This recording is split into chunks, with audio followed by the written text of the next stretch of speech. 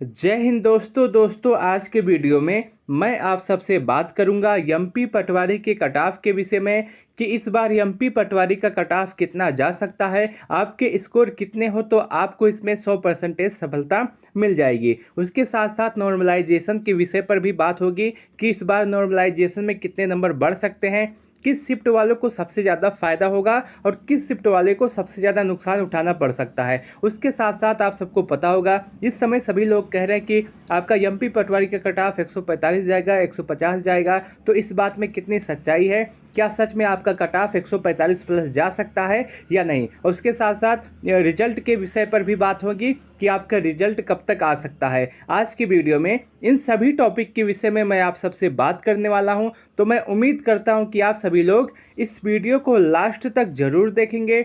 दोस्तों, यदि आपको यह वीडियो अच्छा लगे तो आप इस वीडियो को लाइक कर सकते हैं, अपने दोस्तों के साथ इस वीडियो को शेयर करना ना भूलें। दोस्तों, सबसे पहले मैं बात करूंगा कट ऑफ के विषय में कि इस बार आपका कट ऑफ कितना जा सकता है, और उसके बाद मैं बताऊंगा कि आपका कट ऑफ इतना ही क्यों जाएगा। पूरे प्रूफ के साथ आज के इस वीडियो में मैं आप सबसे बात करूंगा। तो सबसे पहले बात करते हैं कट ऑफ के विषय में, आपका कट ऑफ कितना जा सकता है। सबसे पहले मैं बात करूंगा मेल कैंडिडेट के लिए। यदि आप युवा हैं और आप मेल हैं और आपका 133 से 136 स्कोर सही है, 133 से 136 के आसपास आपके स्कोर बन रहे हैं, तो आप 100% इसमें सेफ हैं, आप इसमें सफल हो जाएंगे। यदि आप ओबीसी हैं और आपका स्कोर 130 से 134 नंबरों के आसपास बन रहा है, तो आप बिल्कुल सेफ हैं।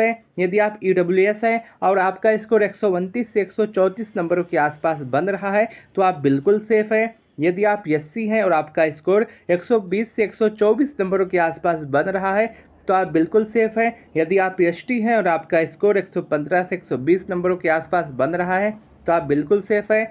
यदि आप पीडब्ल्यूडी हैं और आपका स्कोर 105 से 110 नंबरों के आसपास बन रहा है, तो आप 100% सेफ हैं। ये आपका मेल कैंडिडेट का कट ऑफ है, और आप जब रिजल्ट आएगा तो देखेंगे आपका जो कट ऑफ है इसी के आसपास जाने वाला है। इससे 1 या 2 नंबर आगे या पीछे हो सकता है, इसके अलावा कोई भी अंतर आपको नहीं देखने के लिए मिलेगा। आपका जो कट ऑफ है इसी के आसपास पूरी संभावना है, पूरी गारंटी है, इसी के आसपास जाएगा। और जो सभी लोग कह रहे हैं कि आपका कट ऑफ 145 150 जाएगा, इतना नहीं जा सकता है, इतना आसान भी पेपर नहीं था। और जो लोग कह रहे हैं कि आपका कट ऑफ 150 जाएगा, शायद उन्होंने पेपर का एनालिसिस नहीं किया था, पेपर को सही से नहीं देखा था, तभी ऐसा कह रहे हैं। अगर पेपर को देखते तो शायद नहीं कहते कि आपका जो कट ऑफ है 145 150 जाएगा। अगर आप पेपर की एनालिसिस कीजिए, उसमें क्वेश्चन का लेवल देखिए और देखिए कितने टफ तरीके से क्वेश्चन पूछा गया था, तो आप सब देखेंगे कि आपका जो कट ऑफ है इस बार एमपी पटवारी का वो इसी के आसपास जाएगा। तो आप सभी लोग निश्चिंत रहिए, यदि आपका स्कोर इतने नंबरों के आसपास है तो आप पूरी तरह से सेफ हैं। और इसके बाद अभी इसमें नॉर्मलाइजेशन भी होना बाकी है, और इस बार नॉर्मलाइजेशन में अच्छे नंबर मिलने वाले हैं। अभी आगे वीडियो में मैं आप सबसे बात करूंगा कि नॉर्मलाइजेशन कैसे होगा और नॉर्मलाइजेशन में कितने नंबर मिल सकते हैं। अब बात करते हैं फीमेल कैंडिडेट के कट ऑफ के विषय में। यदि आप यूआर हैं और आपका स्कोर 125 से 130 नंबरों के आसपास बन रहा है फीमेल कैंडिडेट में, तो आप पूरी तरह से सेफ हैं। यदि आप ओबीसी हैं और आपका स्कोर 122 से 126 नंबर बन रहा है, तो आप पूरी तरह से सेफ हैं। यदि आप ईडब्ल्यूएस हैं और आपका स्कोर 122 से 126 नंबरों के आसपास बन रहा है, तो आप बिल्कुल सेफ हैं। यदि आप एससी हैं और आपका स्कोर 110 से 115 नंबरों के आसपास बन रहा है, तो आप बिल्कुल सेफ हैं। यदि आप एसटी हैं और आपका स्कोर 108 से 112 नंबरों के आसपास बन रहा है, तो आप बिल्कुल सेफ हैं। आपका जो कट ऑफ है इस बार इसी के आसपास जाने वाला है, इससे एक भी नंबर आगे या पीछे होने की संभावना कम है। वहीं अगर हम देखें तो जो सभी लोग कह रहे हैं कि 150 145 जाएगा, वो नॉर्मलाइजेशन के बाद का स्कोर हो सकता है। आपका रॉ मार्क उतना नहीं जा सकता है। नॉर्मलाइजेशन में अभी अच्छे लेवल पे नॉर्मलाइजेशन होने वाली है, क्योंकि आपका जो एग्ज़ाम है बहुत दिन तक चला था और कई शिफ्ट में आपका एग्ज़ाम हुआ था। और जब कभी भी कई शिफ्ट में आपका एग्ज़ाम होता है तो उसमें नॉर्मलाइजेशन होता है पेपर को बराबर करने के लिए, इक्वल करने के लिए। तो नॉर्मलाइजेशन जब होगा तो उसमें ऐसा हो सकता है कि आपका स्कोर 140 के आसपास चला जाए, तब भी आपका 145 150 जाने की संभावना कम है। और आपके यदि 133 या 36 के आसपास बन रहे हैं रो मार्क, तो आप पूरी तरह से सेफ हैं। आपको किसी भी बात की परेशानी नहीं होनी चाहिए। अब बात करते हैं नॉर्मलाइजेशन के विषय में कि नॉर्मलाइजेशन क्यों होता है और आपके एग्जाम में नॉर्मलाइजेशन होगा तो कितने नंबरों तक हो सकता है। उसके लिए मैं आपको बताना चाहता हूँ। देखिए, ऐसा होता है कि मान लीजिए बहुत सारे स्टूडेंट हैं और आपका एग्ज़ाम कई शिफ्टों में समाप्त हुआ है। मान लीजिए एक एग्ज़ाम आपका 1 दिसंबर को समाप्त हुआ, एक एग्ज़ाम आपका 2 दिसंबर को समाप्त हुआ। 1 दिसंबर को जो आपका एग्ज़ाम समाप्त हुआ है वो थोड़ा-सा हार्ड है और इसमें बच्चों के जो एवरेज स्कोर है वो 90 के आसपास बन रहे हैं। और 2 दिसंबर को जो आपका एग्ज़ाम समाप्त हुआ है ये ईज़ी है। इसमें बच्चों के जो एवरेज स्कोर है वो 110 नंबर के 100 नंबरों के आसपास बन रहे हैं। अगर आप देखिए, हार्ड शिफ्ट में जो एवरेज स्कोर है 90 है, ईज़ी शिफ्ट में जो एवरेज स्कोर है वो 100 है। तो एग्जामिनर ऐसा करते हैं कि इस लेवल को इक्वल किया जाता है। अब चाहे इसमें 10 नंबर बढ़ा दें तब इसके बराबर कर दें, या तो ऐसा भी किया जाता है कि इसमें 5 नंबर कम दें और इसमें 5 नंबर बढ़ा दें, तब भी आपका 95 हो जाएगा, तब भी आपका एवरेज स्कोर हो जाएगा। बस इसी तरह से आपके एग्ज़ाम में भी नॉर्मलाइजेशन होता है।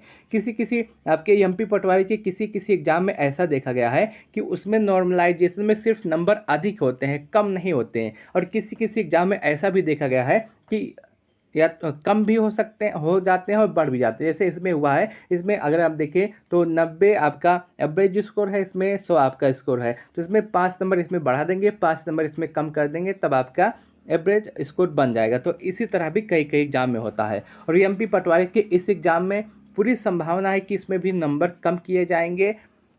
और अगर आप देखें तो जिस बच्चों का एग्ज़ाम हार्ड शिफ्ट में है उनको आराम से 15 से 18 नंबर नॉर्मलाइजेशन में मिल सकता है, और जिन बच्चों का एग्ज़ाम इजी शिफ्ट में है, सबसे ज़्यादा इस इजी शिफ्ट में है, उनको 2 से 3 नंबर का नुकसान उठाना पड़ सकता है। सभी को नहीं होगा, जो आपके सबसे ज़्यादा इजी शिफ्ट में जिनका एग्ज़ाम हुआ होगा उन्हीं का होगा। और जैसे जैसे आपका इजी से हार्ड तरफ बढ़ता जाएगा, उसी तरह ये जो आपका नंबर है वो कम होता जाएगा। मान लीजिए आपका सबसे ज़्यादा इजी शिफ्ट है तो आपको 2 से 3 नंबर का नुकसान होगा। उसके बाद दूसरे नंबर पे आपका इजी शिफ्ट है तो आपको 1 से 2 नंबर का नुकसान होगा। यदि आपका एग्ज़ाम तीसरे सबसे ज़्यादा आसान शिफ्ट में है तो आपको 1 या 2 नंबर का फ़ायदा मिल सकता है। इस हिसाब से आपका नॉर्मलाइजेशन होगा। और जो सबसे ज़्यादा हार्ड शिफ्ट में है उसको नॉर्मलाइजेशन में 15 से 18 नंबर मिल सकते हैं, इस बात में कोई भी संदेह नहीं है। तो आप सभी के यदि स्कोर इतने नंबरों के आसपास है जो मैंने अभी आपको कट ऑफ बताया, तो आप सभी लोग बिल्कुल सेफ़ है, इस बात में कोई संदेह नहीं है।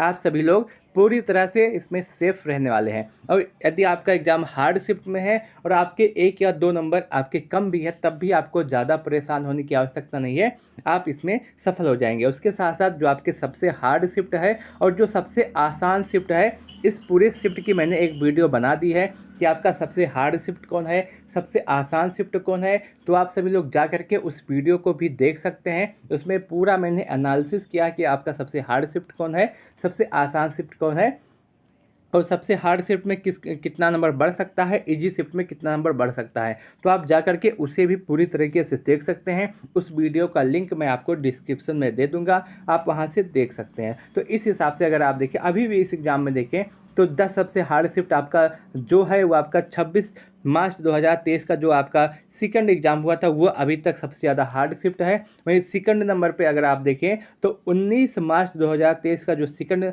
शिफ्ट का एग्ज़ाम था वो दूसरे नंबर पे सबसे ज़्यादा हार्ड है। और इसके बाद तीसरे नंबर पे सबसे हार्ड शिफ्ट की बात करें तो 11 अप्रैल 2023 जो आपका सेकंड शिफ्ट था वो आपका सबसे ज़्यादा हार्ड शिफ्ट है। और इसमें बच्चों के जो स्कोर है वो आपके 98, 103, 104 नंबर के आसपास है। वहीं अगर हम देखें सबसे आसान शिफ्ट के विषय में बात करें तो 24 मार्च 2023 का जो आपका सेकंड शिफ्ट था वो अभी तक सबसे ज़्यादा आसान शिफ्ट है।